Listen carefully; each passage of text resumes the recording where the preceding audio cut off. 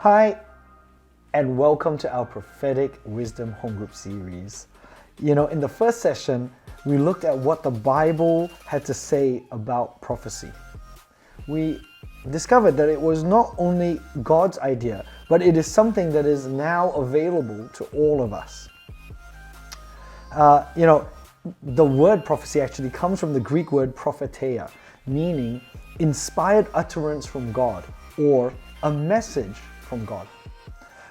Thayer's lexicon actually provides a much more comprehensive description of propheteia, and it goes like this: discourse emanating from divine inspiration and declaring the purposes of God, whether by reproving and admonishing the wicked, or comforting the afflicted, or revealing things hidden, especially by foretelling future events.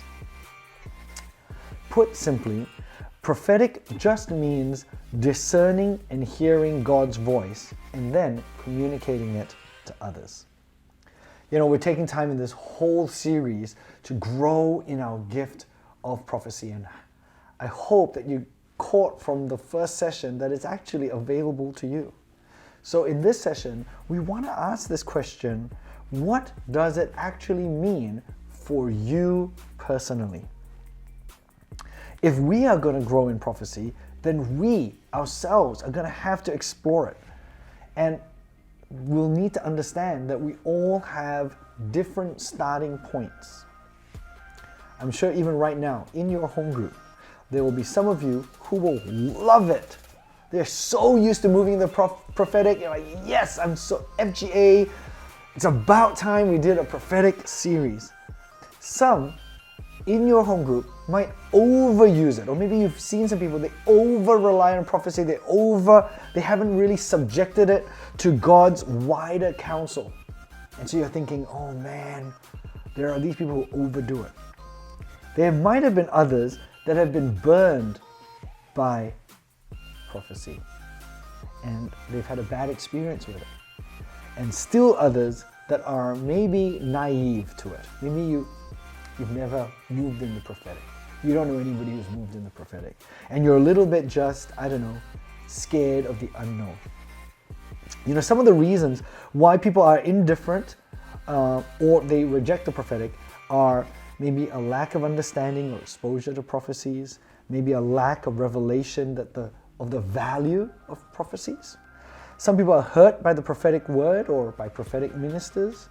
Sometimes there is a delay in the prophetic word and it coming to pass. So then in that delay, prophetic words of Jesus is being prophesied to come was like hundreds of years, right? But sometimes that delay makes you think, prophecy is not even real. Sometimes there's disappointment from unmet expectations from prophecies. Sometimes there is spiritual apathy and complacency, meaning, I just can't, I just can't be bothered. And then other times there's idolatry and there's fear, where we actually are scared of prophecy, or we overemphasize certain things and make them sit above God.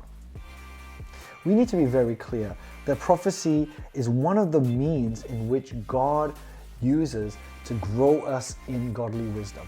It's one of the ways in which Christians can even build up one another.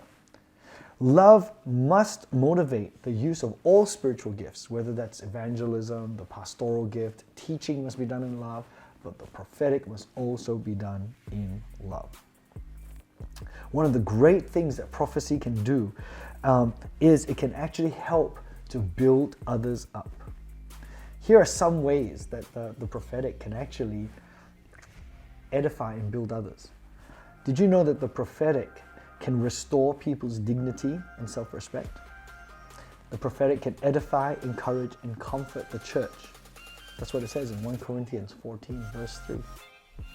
Prophecy can bring correction and warning. Prophecy can provide direction and enhance vision. Prophecy can provide an agenda for prayer, so that even if you can't talk to the person about it, you can't talk to your kids about this thing, or you can't talk to your parents or your wife, you can still pray about it, and the prophetic can guide your prayers. Prophecy can provide evangelistic breakthroughs.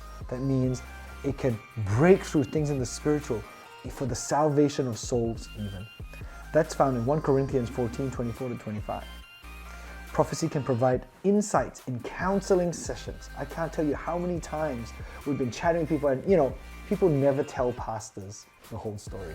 You sit down for counseling, they only tell you what they think, sounds good. But if you move in the prophetic, you can get insight from more than just what is said.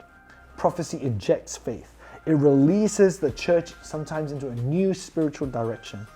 And prophecy is vital to spiritual warfare because we don't battle people. We battle principalities and powers.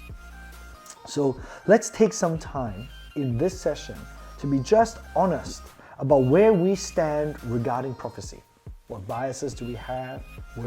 How does it affect? What's our personal use of prophecy?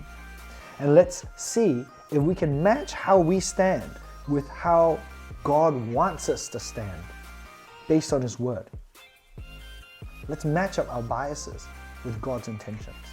Because prophecy is not just something that God does Himself. It's something that He wants us to earnestly desire and pursue. And so I hope you would have a great discussion today.